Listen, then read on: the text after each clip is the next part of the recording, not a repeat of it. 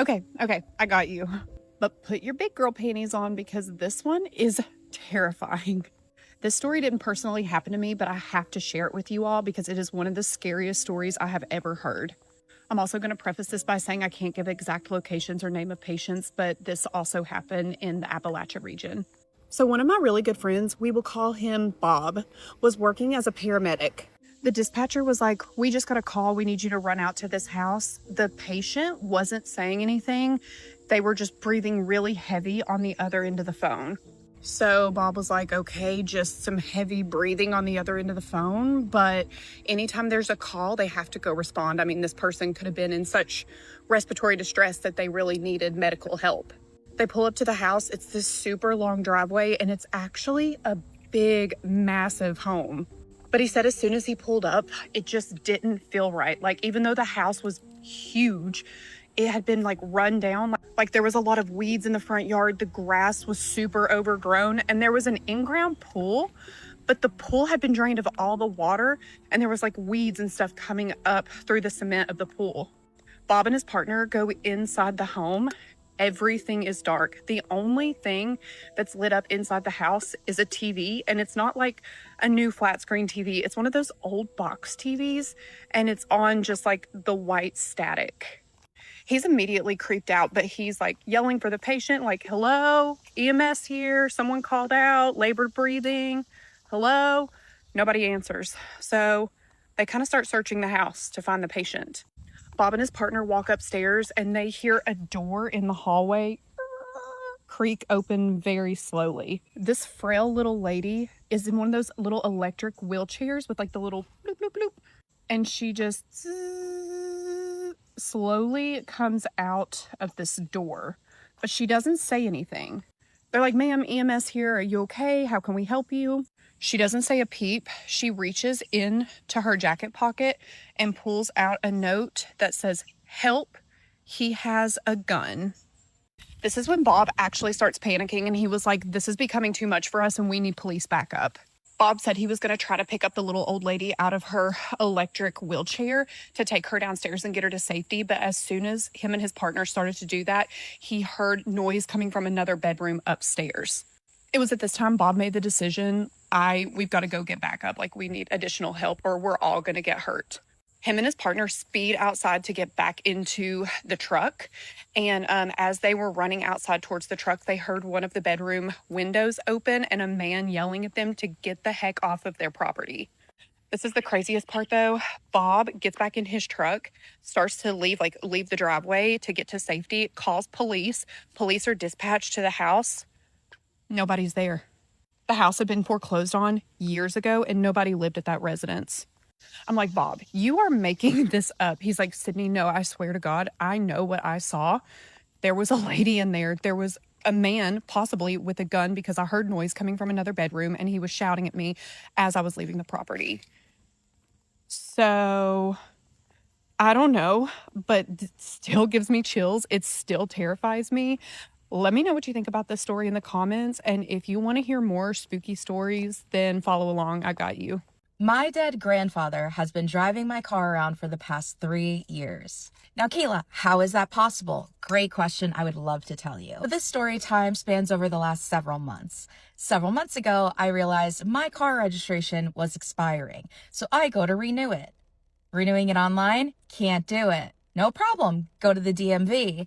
So I go to register it at the DMV and they say, your leasing company still owns your car. I said, that's not possible. 3 years ago in 2023, I started financing my car through PNC Bank. The leasing company no longer owns it.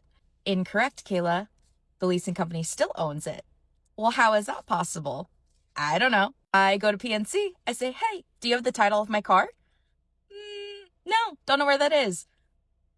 "So I've been paying you for the past 3 years and you don't have the title of my car?" Correct. So I go to the leasing company. I ask, "Hey, can you look up my account real quick? I'm trying to register my car and they're saying you still own it. However, I'm financing it through the bank." And they say, "We closed your account in 2023. I said, "Right, because I'm financing it. Can you send the bank the title so that I can show who owns it to the DMV? I can get it registered." They say, "Yeah, no problem. We can totally do that. We'll send it to you. It'll be there in a couple of days. Great. I'm waiting. 2 weeks go by. No title to the car. The bank doesn't have it. I don't have it. Meanwhile, I'm a crisis worker for the state. I have to go to work every day. And we live in this economy. Who's getting Ubers and Lyfts every day? Call them again. And I say, hey, no one ever got the title. Need to register my car. Can you send that? Yeah, we'll send it. No problem. Be a couple days. I said, okay, you said that last time. Will it actually be here? Yeah, no worries. We'll get it to you. More weeks go by. Nobody has the title. I call them again and I say, hey, I really need the title to this so I can legally register my car. They say, we closed your account in 2023 and we released your title on April 18th, 2023. Huh? Yeah, we released it to your grandfather. He's been deceased since 2020. Oh, well, he should have gotten it. No, well, he's been deceased since 2020. They said, have you talked to him? Have I talked to him? Am I a poltergeist? Did I get my Ouija board? Did you talk to him? How's the afterlife? I would love to know. No, he's been dead. D as in dog, E as in elephant, A as in apple, D as in dead. Oh, we're so sorry for your loss. Well, we no longer own the vehicle. He does. So my grandfather owns the car. He's been driving a 2019 Jeep Cherokee around the afterlife. What's the traffic like? I would love to know. There's nothing else we can do. We have closed your account. I don't know what to tell you. I go to the DMV and I say, hey, I don't know what to do because I've been financing my car and I need to register it. And the leasing company doesn't have the title. PNC doesn't have the title. I don't have the title. Apparently my dead grandfather owns the car. And they're like, still in our system that they own the vehicle. So you'll need 2 powers of attorney. You'll need 1, allowing you to get a duplicate title, and 2, allowing you to sign as the new owner. And then we'll need a bill of sales. Right. So I spend 2 hours on the phone with the leasing company getting all of the documentation that I need. They say, I'm going to send you the power of attorney. It'll be 3 to 5 business days. I said, I can't wait that long. Pay for a supervisor. So I speak to the supervisor until I get to the executive office, where they tell me I'm now in a priority queue. It should be there in about a day. I'll go back to the DMV on Monday. I'll have the powers of attorney. I can register my car. I received documentation, and it's not a power of attorney. It's a release of lien. Okay, so I go to the DMV and I say, this is what they handed me. And they said, that's not good enough. They won't give me a power of attorney because they don't own the car. Well, in our system, it says that they own the car. So we need a power of attorney for them for you to be able to register the vehicle. Okay, but they said they don't own it. My dead grandpa owns it. I call the leasing company back. Do you have the power of attorney? Because it still says in here that you own the car. They said, no, we don't have it. We can't give that to you. We don't own it. I said, right. You do, according to motor vehicle. So I'm going to need that power of attorney.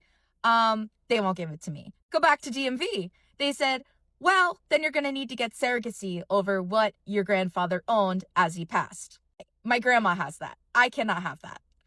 Oh, your grandma's still alive? She's alive and kicking, smoking cigarettes every 5 seconds. She's here. Then you'll just need to get power of attorney from your grandmother and surrogacy from your grandmother saying we can get the car. Surrogacy from my grandmother's a wild statement. But sure, I will do that.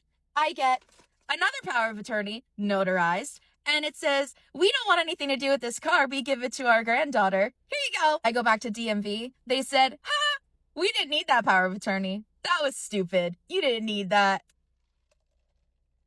So what do I need? You need to get the power of attorney from the leasing company. I call the leasing company up again, get somebody in the executive office. Now I've spent about 10 hours collaboratively on these phone calls. I get somebody who is saying, I cannot believe you went through all of this. We will get a duplicate title from the DMV. We will send it to you. You can sign on the new owner, and then you can own the vehicle, have the title in your possession, and get it registered. That'll be 14 business days. So now I'm waiting to see if I will get this title in the mail so I can legally register my car. All this to say, Your dead grandpa might be driving your car around. I think this is the most terrifying story I've ever heard. One of my old high school friends just called me, and I actually had to pull the car over because she told me a story that she wants me to share with you guys that has me absolutely floored. She said that her and a couple of her girlfriends went to a cabin outside of Banner Elk, North Carolina, which is in the Appalachian Mountains. They were staying at her friend's family cabin out there. And again, this is a family cabin, but they rent it out and let other family members and friends use it. She said the cabin was really quaint and cozy. There was 2 bedrooms downstairs and like a kitchen, living room area, and then there was a loft upstairs that you have to climb like a ladder to get up to. The first night they just hung out. They were drinking some wine, gossiping, catching up with one another, that kind of thing.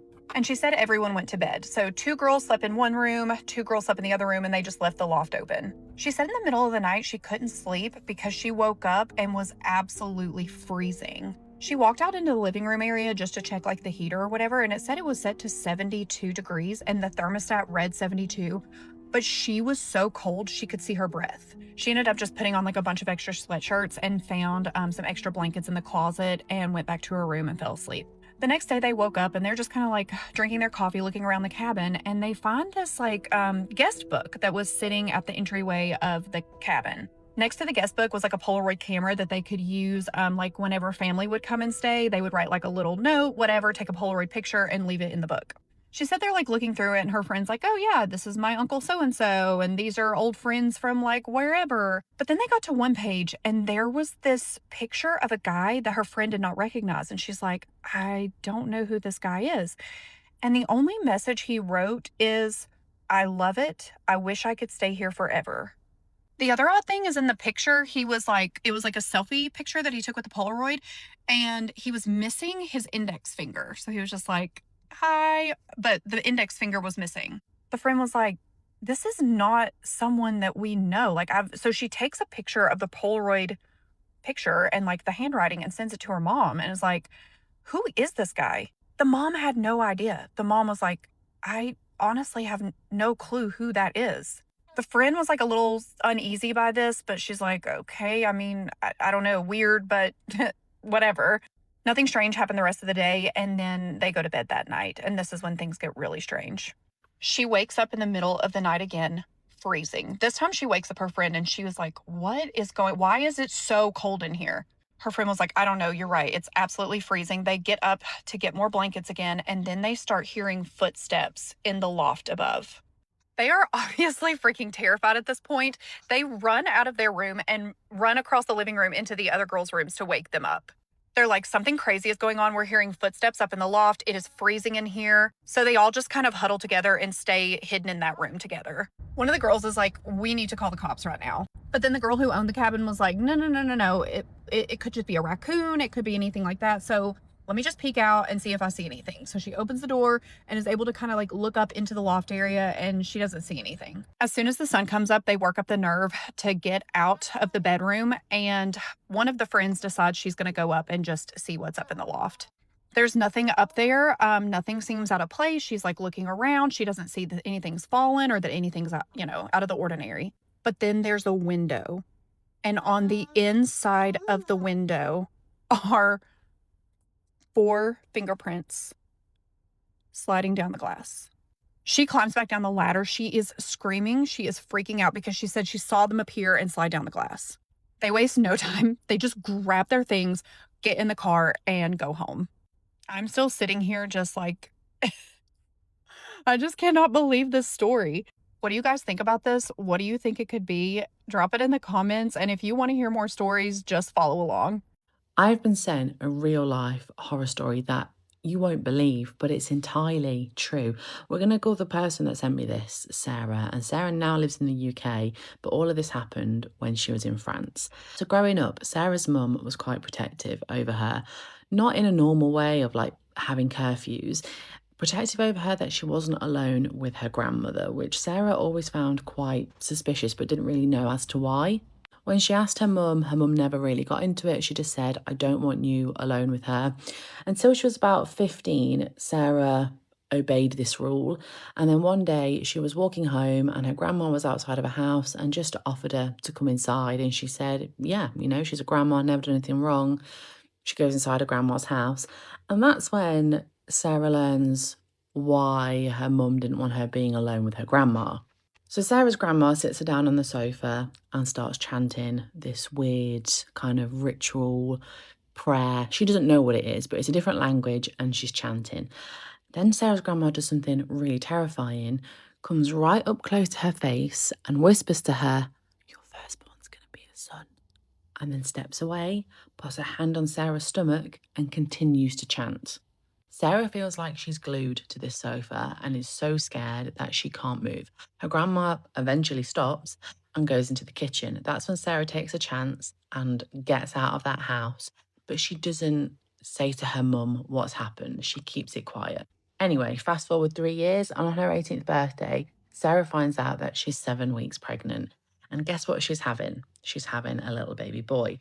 Now, at the time, her and her boyfriend were looking to move out of her mum's house, but her mum really didn't want her to. Her mum said, "You need to be safe, you need to live here with me." But Sarah wasn't really having any of it because she wanted to start a family with her and her baby's dad. Sarah said during this time, weird things started to happen. She started to have nightmares of her grandma coming and stealing the baby, and she was pretty certain that she was dreaming of the devil or demons taking her baby away. She confided into her mum about these dreams, and her mum just said, "Just ignore them. Don't give them any attention because they won't go away." Anyway, Sarah's boyfriend finally finds them a house to live, and it's not too far away from their family. And this is when things start ramping up after the baby's born. Weird, scary things start happening. Cupboard doors start opening and slamming shut. Bedroom doors start opening and slamming shut. Glasses are smashing randomly. As the baby gets older, he starts developing his first words: mum, dad, bed, whatever babies say. I've got one, I should really know.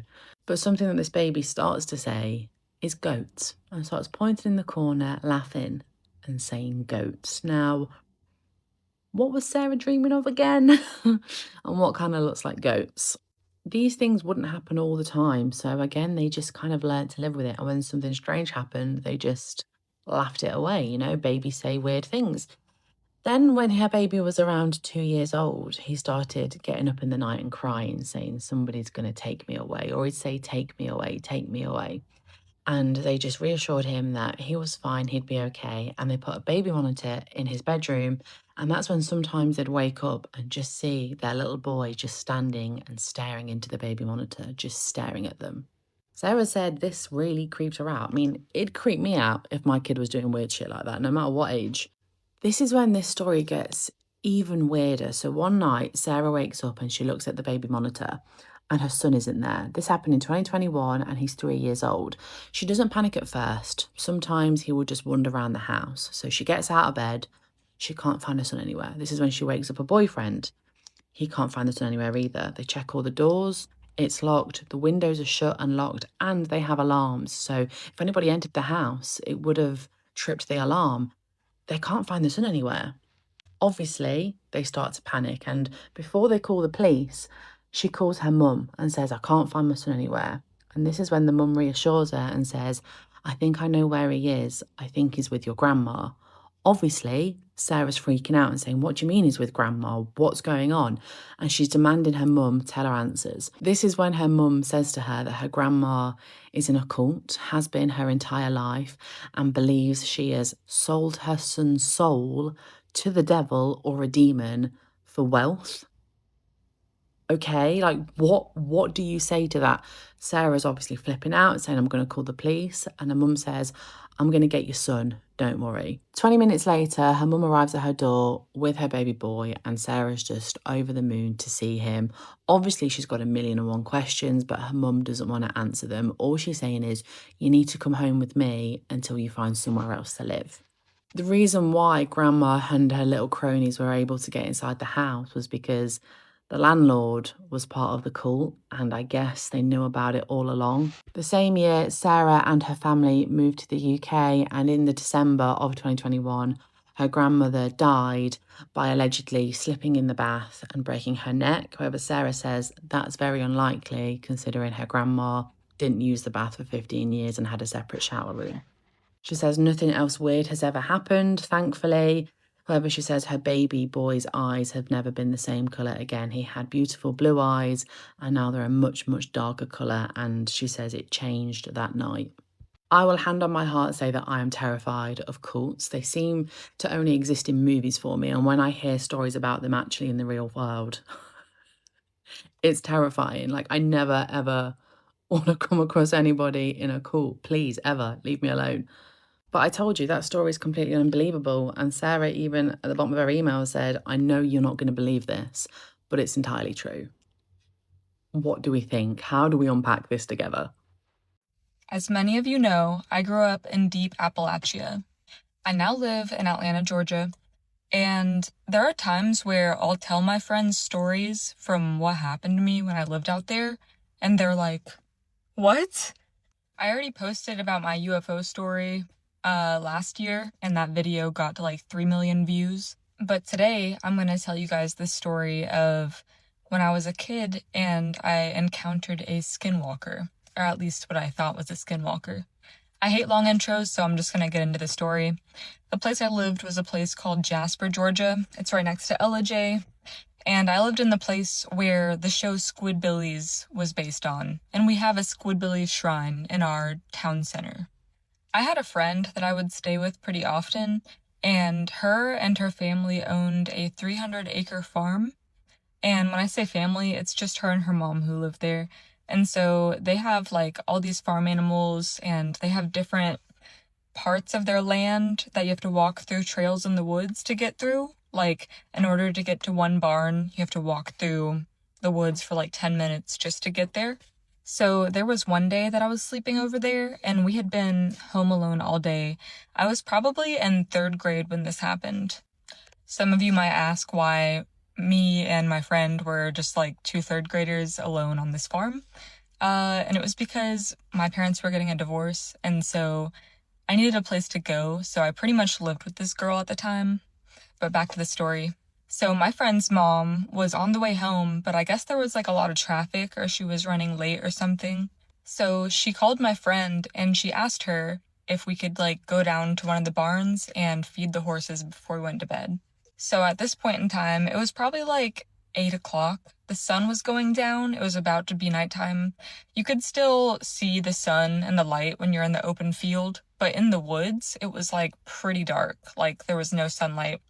So my friend and I started walking through the pasture to the woods, and she had a flashlight with her.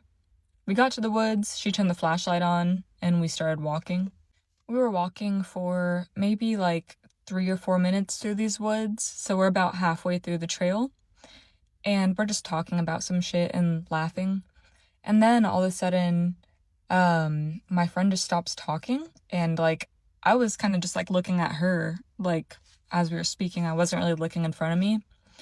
And then she just like drops the flashlight and starts sprinting in the opposite direction, like back to the house. And so I was like, "You okay, Rebecca?" And because that was her name. And I turn and I see her sprinting, and the flashlight was just like on the floor in front of me. And I was like, what the fuck? So I turned back in front of me, and I just see like maybe like 10 feet away this gigantic like white figure. And I didn't look at it for long, but just like the sheer height of this thing, whatever the fuck it was, scared me so badly that I looked at it and immediately was like fight or flight mode. Like I felt danger. So right when I looked at it, I turned the other way and fucking booked it. I was running faster than I'd ever ran before. So fast that I passed my friend. And I was like running and pissing my pants at the same time. Like that's how fucking scary it was.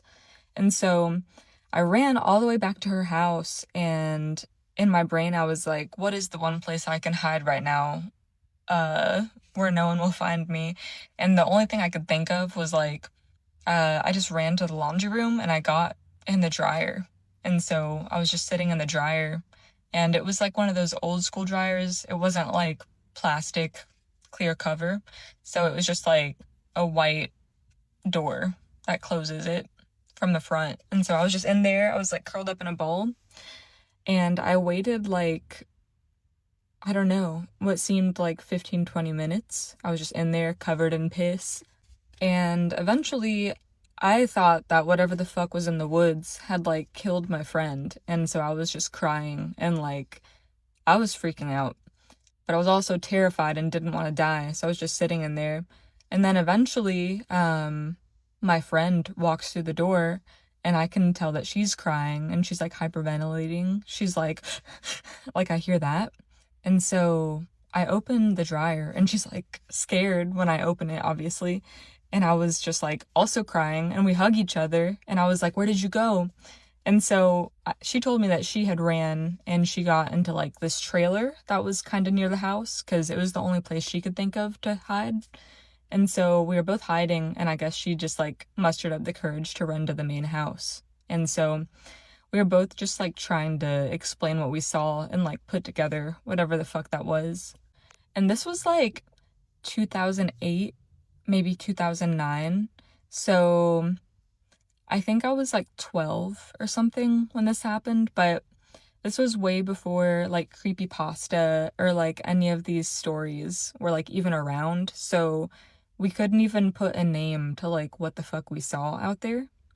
And so when her mom finally got home, we tried to explain what just happened and she just like dismissed us and she was like, you girls are just like overreacting. You guys saw a bear or like a deer or something, which is still terrifying if we saw a bear, but it definitely was not a bear because this thing was like pure white. And in the dark, it's like the only thing you can really see is like, if there's someone standing in front of you with a white t-shirt, like you're gonna see that. But this thing was completely white and that's all I remember is just like this gigantic like 7 or 8 foot tall thing just like standing right in front of me staring at me. And so I'm not friends with this girl anymore. I haven't talked to her in probably like 15 years. But I just remember that story and I remember being so scared that I pissed myself. And the only thing I could think of that being is like a skinwalker. So maybe that is a skinwalker. But yeah, I hope you guys enjoyed that story. I've never told that on here, so I hope you guys were entertained and enjoyed it and maybe got scared. But anyways, later this week, I'm going to post another story about the Appalachian feral people because I think I also had an experience with that when I was younger. There was a lot of weird shit that happened. But yeah, thank you guys.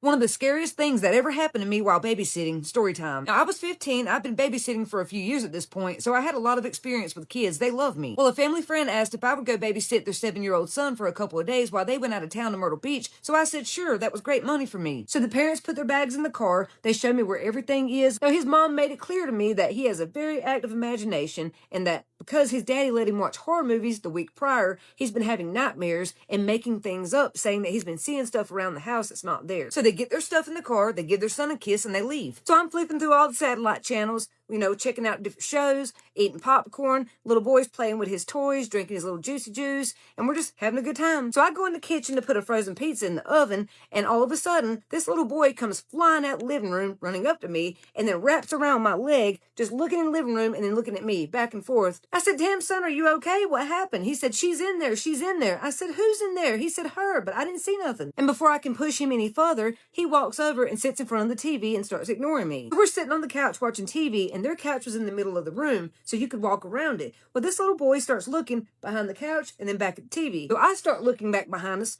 It's like a natural reaction when you see somebody else doing that, you start doing it. The more he did this, the more I felt like somebody was standing behind us, but I don't see anything. So I get up and walk across the room, and from there I can see the hallway, and for a second, something stood out to me. At the end of the hallway, it looked like someone was peeking around the corner like this. But when I cut the light on, it was gone, so I thought my mom was playing tricks on me. My anxiety's peaking, so I'm like, okay, it's the first time you've been left alone in someone else's house. Calm down, go take a shower and go to bed. But while I'm taking a shower, I get the weirdest feeling like somebody's standing outside of the shower curtain. Now, they had a big-ass bathroom, so I was like, dude, it's a new place, it's a big bathroom, you're not used to this. Just stop freaking out. But I have to keep sticking my head out the shower curtain to make sure nobody's there because I'm getting that vibe like somebody is there. So I peek out the shower again, and bam, this kid is standing in the doorway crying. I said, what's wrong? He said, it's gonna get me. It's in there. I just saw it. Can I stay here with you? I'm scared. I said, yes, stay right there. Just turn the other way. And then I dry off and get dressed in the shower so he can't see me. Now, it's about 11 o'clock at this point, and he's still wide awake. So we sit there and talk for a little while. We play with Legos, Play-Doh. I'm just trying to wear him out so he'll go to sleep. Well, finally, around 2 a.m., he falls asleep. Now, it was already so late, I didn't have time to unpack my clothes, so I just get in the bed and I go to sleep. About 10 minutes later, I hear this youngin' screaming again. Before I can even get out of the bed, I hear him thunk, thunk, thunk, thunk, and he's already running into my room, jumps into bed with me. He's screaming to the top of his lungs, she's there in my room, behind the door. She's gonna get me if I'm alone. Please don't make me go back in there. So we're laying there in the bed together, and he says, I know you think I'm making stuff up. I promise you I'm not. She was there. I saw her. I said, honey, I believe you. It's okay. Just relax and close your eyes and start taking some deep breaths. This child has one hell of a grip on me. Like, he's wrapped around me like a python, so I could tell he was really scared. Like, he really thought something was going to snatch his ass off that bed. So I just held him and hoped that maybe he would calm down. Now, I know a lot of you would just tell these kids to hush and go to bed, but I'm not like that. I went through the same thing as a child. I would see things that were not there, and nobody else believed me. So I wanted him to know that I believed him and I was protecting him. So I reached over to the nightstand and I tapped that old school touch lamp 3 times and put it on the brightest setting so it lit up the room.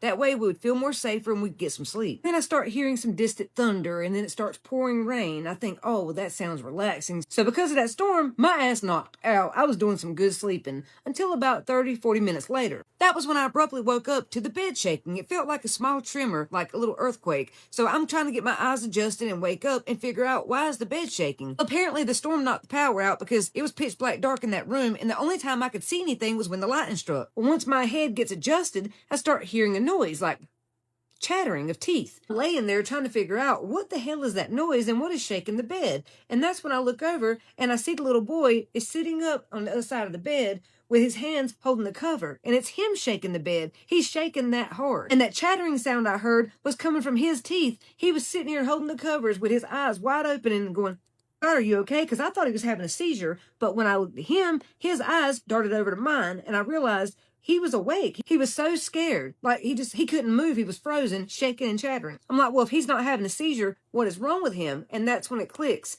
He's sitting here staring at the door, so I look at the door. Y'all, let me tell you, in that moment, when that lightning flashed, I damn near shit my pants. It scared me so bad. Have you ever been so scared that your hands and arms and legs start tingling, they damn near go numb? When I looked at that bedroom door, there was someone's head peeking around the door like this. And you could only see their eyes. And when the lightning stopped flashing, I couldn't see anything anymore. It was complete darkness. That was when it really hit me. Holy crap, we're not alone. There's someone else in the house and they're standing right there. But what really freaked me out was every time the lightning would strike, I could see more of that person's face. Like, it started like this, and then this, and this, and then I could see their actual mouth. This person was smiling ear to ear. I could barely take a breath in. All I could think was, what the hell is that thing? Then, of course, the lightning stopped flashing, so for a few seconds, it was completely dark, and I had that feeling again like someone was watching us and getting closer and closer, and I was starting to panic. And when lightning struck a few seconds later, I could tell they were getting closer because now this motherfucker, person, thing, or whatever, was now at the foot of the bed,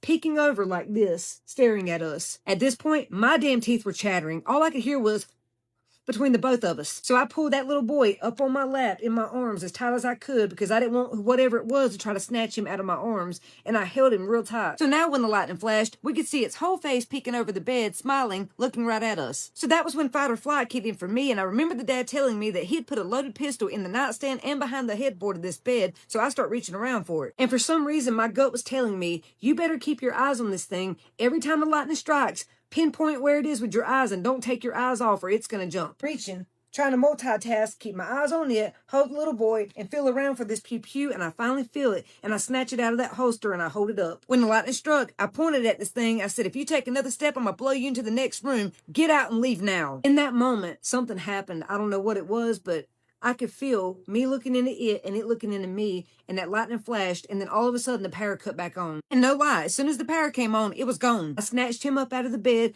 grabbed that pew pew, and ran to the kitchen and called 911. I stayed on the phone with them, the police came, and then I called the parents. I put the cop on the phone, they're talking, and then they tell the cop that they're not coming back until Sunday. Even though we're telling them we think there's an intruder in the house and their child's here, they don't give a shit. They're not coming home. They think it's our imagination playing tricks on us because the power went out and we're getting freaked out with the storm and everything. So I made it very clear I was not staying in their house another minute, and I was going to take their child back to my family's house, and that's where we would be. And they said, okay, fine, we'll see you on Sunday. So I asked the little boy if that was the first time he saw this thing, and he said no, he'd been seeing it for months, but this was the first time it got that close. Now I knew he'd have to go back to that house, so the next day me and my cousin went over and cleansed the entire house, hoping it would help.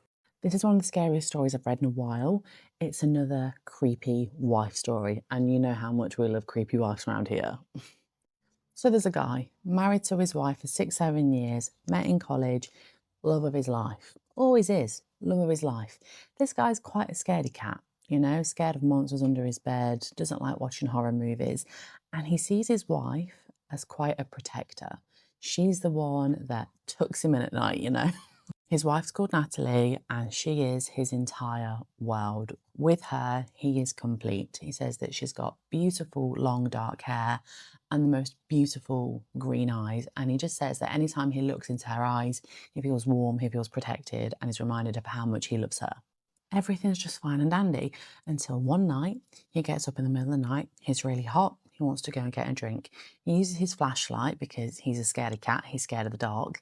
This guy must be 5 years old or something. And he notices his wife isn't in bed with him. When he walks out into the hallway, he sees a light coming from the bathroom and he hears the tap running and he thinks she's in the bathroom.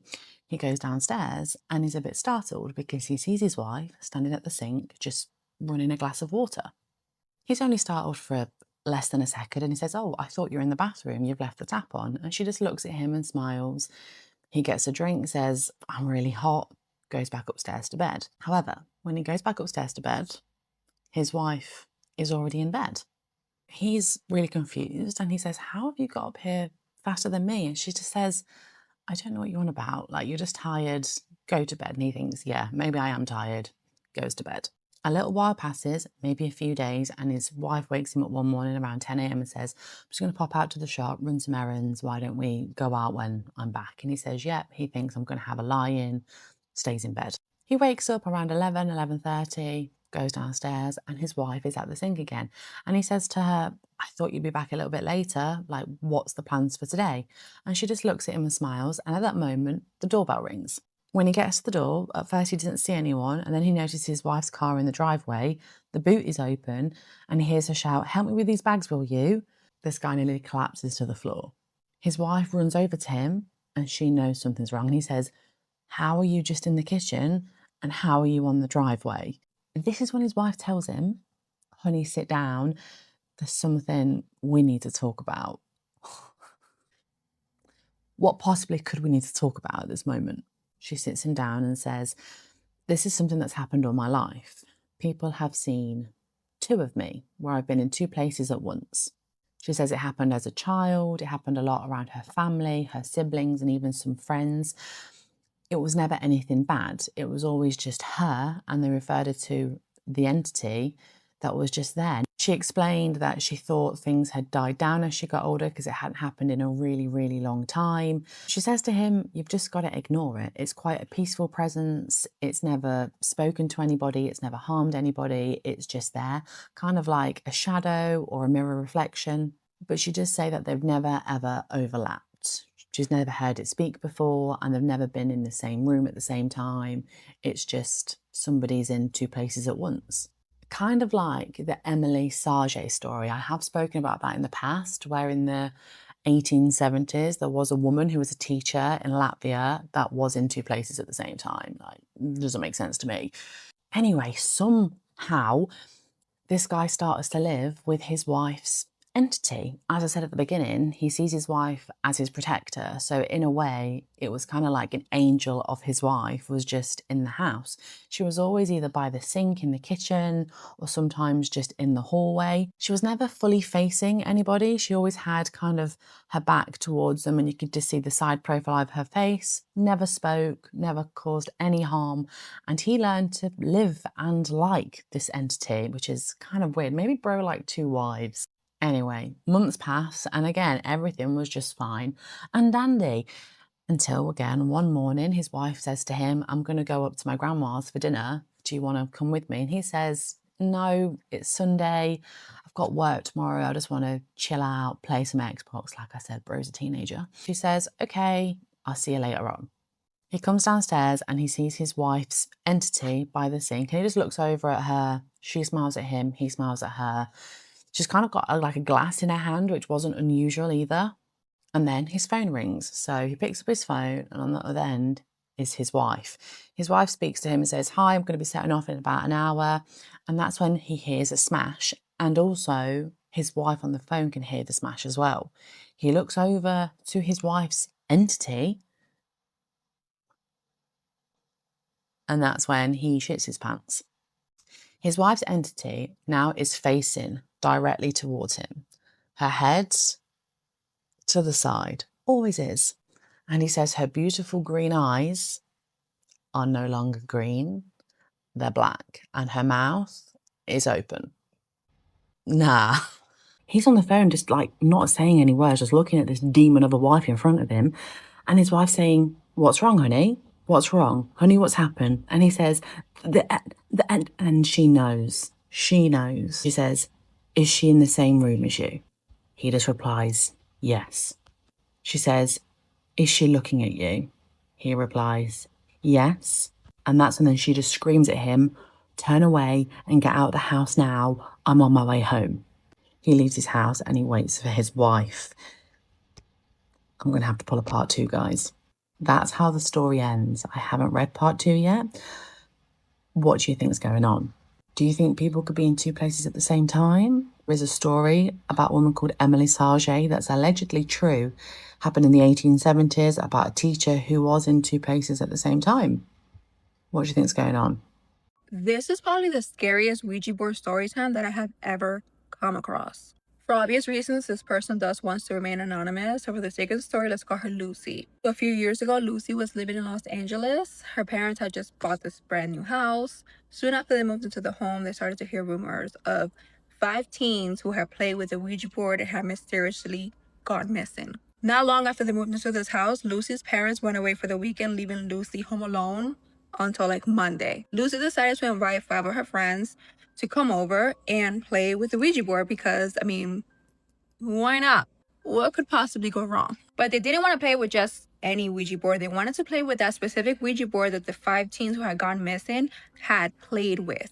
Around town, they had heard rumors that that specific Ouija board had been buried in a house where no one ever went to anymore. So they decided to go to that specific house and dig in the backyard, and they actually came across the Ouija board. Even though the Ouija board was very worn down and faded, they were still able to use it. They decided to head over to Lucy's house since she was home alone. They set up the whole scenario. They lit up candles, they sat around it, and they started. At first, they were a bit skeptic because nothing was really happening. They decided to ask the board, is anyone there? And nothing happened. Just when they were about to just kind of give up on the planchette moved to yes. They were thrilled, but like scared at the same time, decided to continue asking the board questions. They asked the board what their name was, and the board answered with the name Annie. Annie went ahead and let them know that she had actually died in the same home where Lucy was now living at. They asked her how she died, and Annie answered, fire. Once she started to talk to them, the air around them became extremely cold, and they could sense like the atmosphere had shifted. Feeling the weight of the room starting to weigh down on her, the candles that they had lit up started to flicker. Then they heard a loud bang on the wall.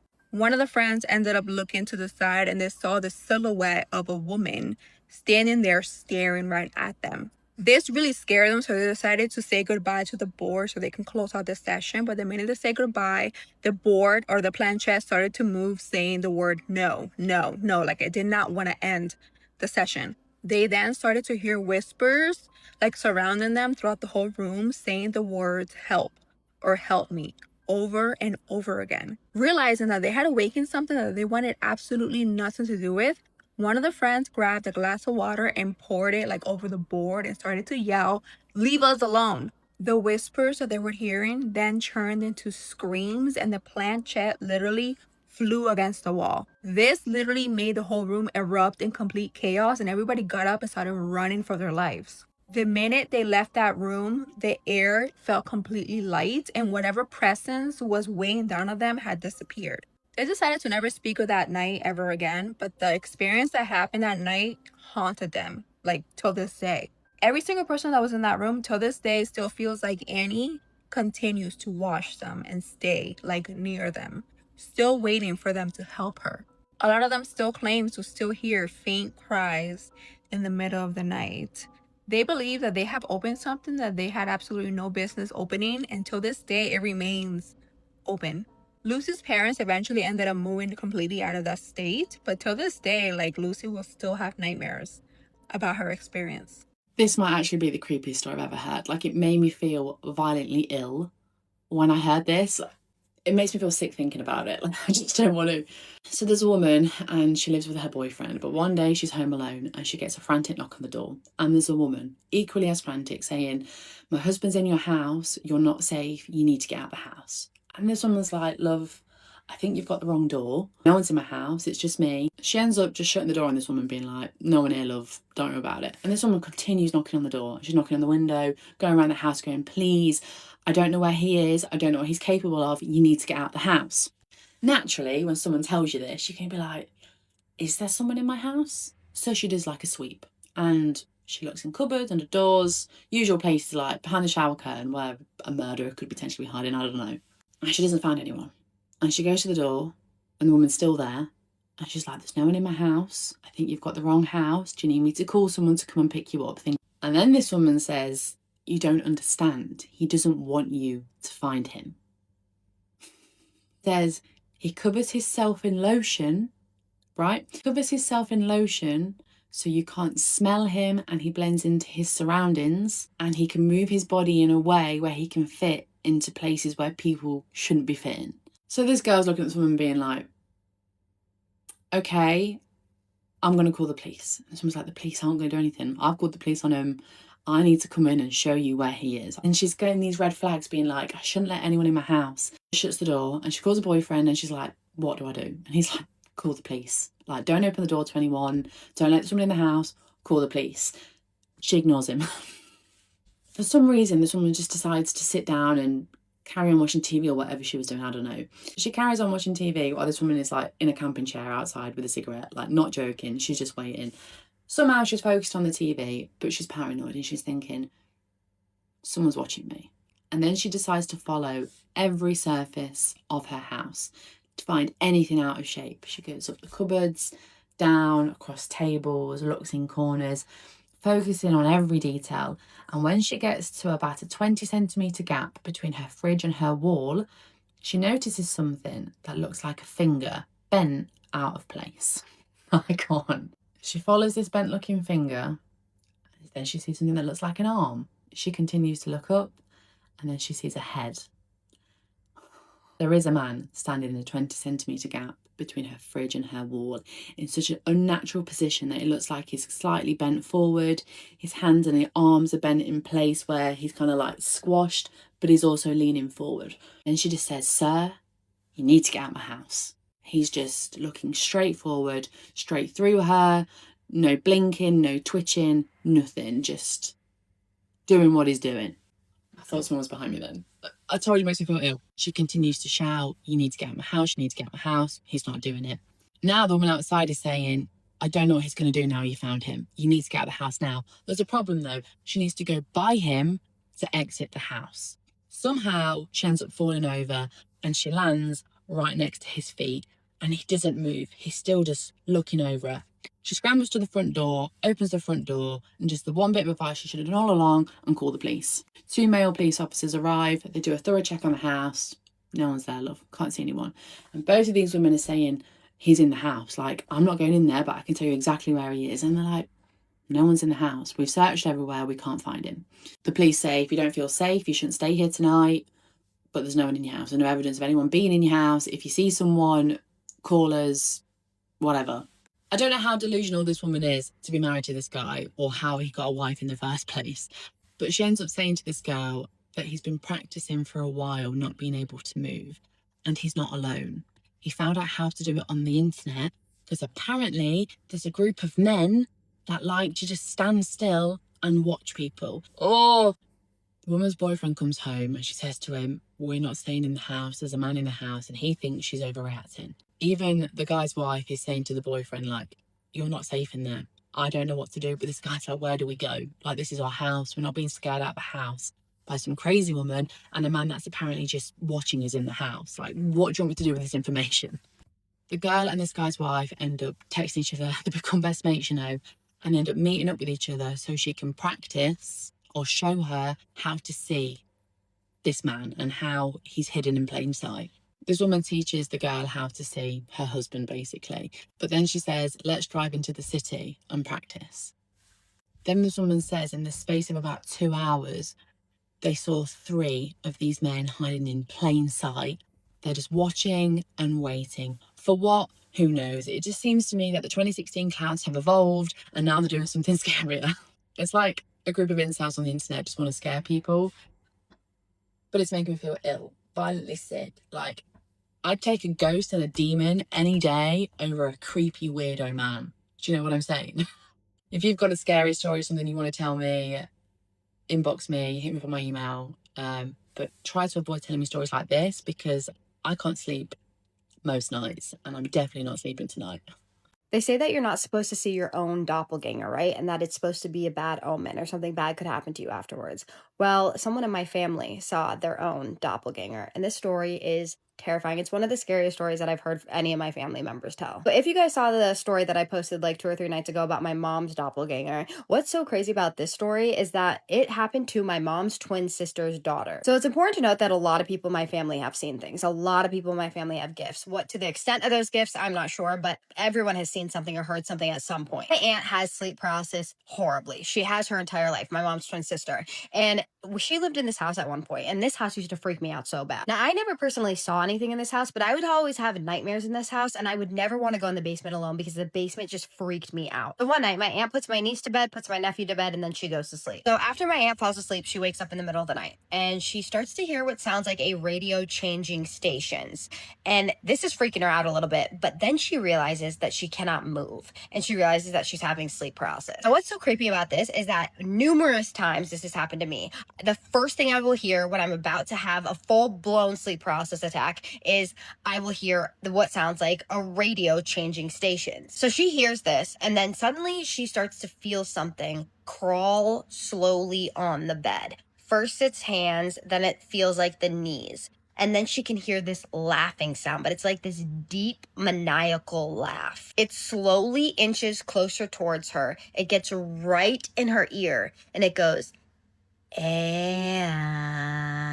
Anne is my aunt's name. So at this point, she's freaking out. Her husband is sleeping next to her, and she's trying her hardest to move. She cannot move. She's trying to wake him up, making any sound she can. She cannot move. As she's trying to fight her way out of this as hard as she can, she suddenly feels whatever this is leap out of her bed, jump on the floor, and run down the hallway. She finally gets out of it, and she sits up, and she's like gasping for air, like literally terrified her. Even though it was just sleep paralysis, she was like, that just felt real. There was something wrong about that. Now down the hall is my cousin's room, my little cousin's room. We're just gonna call her Mackenzie, and she was 6 years old at the time. She ends up falling back asleep, and nothing happens for the rest of that night, but she does know that she feels like there's something in that house. A couple nights later, she puts my niece and nephew to bed. She goes back to sleep. She wakes up at like 3 o'clock in the morning again, and she hears my cousin screaming at the top of her lungs. So my aunt goes to get out of bed while my cousin, I keep almost calling her my niece, is running down the hallway, tears pouring down her face. She is absolutely hysterical. My aunt is like, what is wrong? What's wrong? And this is what my cousin tells her. My cousin said that she was laying in bed. She woke up in the middle of the night and she got scared for no reason. She then looks down at the end of her bed and she sees something sitting at the end of her bed. At first, she's looking at it and she's like, is my mom in the room? Is my mom sitting in the bed? She thought that it was my aunt at first. And then it turns its head slowly towards her, and it's her sitting at the end of the bed. She sees herself sitting at the end of the bed. And when it turned its head, it just smiled at her like this. So she saw herself sitting at the end of her bed, just smiling at her. A day after my aunt had that sleep paralysis where that thing ran down the hall towards her room. Now, they did end up moving out of that house, and my aunt was absolutely horrified by this because she believed her. My mom believed me every time I told her something happened to me when I was younger, and my aunt always believed her kids too. And they ended up moving out of the house, not for that reasons, but just because they ended up moving out. Like, she ended up getting a divorce from her husband. My aunt said that she would always have crazy nightmares in that house. And when I say crazy, like, I'm talking about nightmares that kind of seeped into reality. I'll have to ask her about some, like, this one particular nightmare that she had that still gives me chills when I hear it to this day. I'm getting chills right now even thinking about it. It was so scary, and the way that she woke up from it, and just like it was so, oh. But I'll make sure to ask her about that if you want to hear it. Drop it in the comments if you want to hear that story. But what do you guys think is going on? Like, this was a while ago, obviously. But I definitely think that my entire family has gifts to a certain extent. Most of them have seen pretty freaky things. I definitely think that a lot of us are haunted. I think I have it the worst. My whole family thinks that I have it the worst, but I just want to know your thoughts on this. What do you think this was? I think we all know what it was. I just can't say the name. Like, obviously we know what it was. It may have not been a doppelganger. It probably sounds like the other thing. But drop all your thoughts, opinions, and suggestions in the comments below. Before we go into the shout outs, I do have to ask you guys for a favor. Those of you who have told me stories before and I have not responded to you, do me a favor if you guys have time and resend in those stories, because I am noticing that there are a lot of stories that I'm seeing in my email that I have missed, and for some reason my email is only letting me go so far back, and so I think I'm missing a lot of stories. So definitely resend me an email if I never responded to you, or if I did respond to you and I told you I was going to tell you your story and I didn't. And one more thing, I did tell this story on my account. It was like the third story that I ever told before, but I did not tell you the whole story. I did not tell you about my aunt's sleep paralysis story because I did not remember the sleep paralysis story until recently. That's actually why I'm retelling the story now. I did tell you in the story that she had sleep paralysis, but I didn't realize that it was so close together, and I didn't remember the sleep paralysis story specifically. So you're getting like an extra part of the story, just like the last one. One last thing that's really important. I did find a site where I can pick a family to help for Christmas. And so I already created the GoFundMe and everything, but I want to pick the specific family so you guys know exactly where the donations are going to. And I just am going to Florida for Christmas. So the family might have to be in Florida. That's the only thing that's like tripping me up right now, is like to do it in Brooklyn, to do it in Florida. I don't know if I'm going to have to like actually present gifts or send them money or how that works. So I'm going to figure that all out tomorrow. I know it's late in the game, but I'm trying my best. And now we're going to do my favorite part, which is the shout outs. Sissy020314. You said that you and your son watch my stories all the time, your 7-year-old son. So I thought that I would give you and your 7-year-old son a shout out. Thank you so much. I love it when family members or friends or relatives watch my stories together, or partners. I think that is so great. That's why I tell these stories. Like, I love it when it brings people together. So that makes me so happy to hear when that happens. So thank you for telling me that. Hi to your son. I just wanted to say thank you so much for watching my stories. It means so much to me. I hope they don't scare you too much.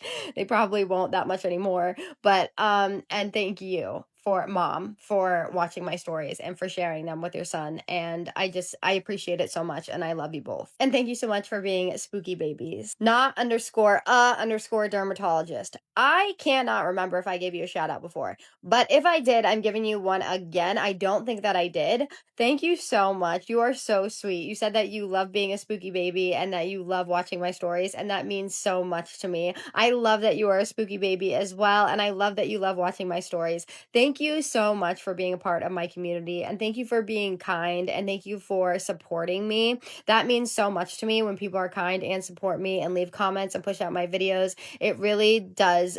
Like, it just makes my whole day. So your comment made my whole day. I loved seeing that you said that you loved being a spooky baby, and I just love you. Yeah, my name is Kaisa, and I tell your paranormal experiences on here every single night, or the ones that you recommend to me from the paranormal world. So if you're into that, hit that follow button. And I just need you to do 3 things for me. And what are those? Keep sending me your scary stories. Have a safe night. And what's the third one? Say it with me. Have a spooky night. Love you guys so much. See you in the next one. Spooky kisses and haunted hugs.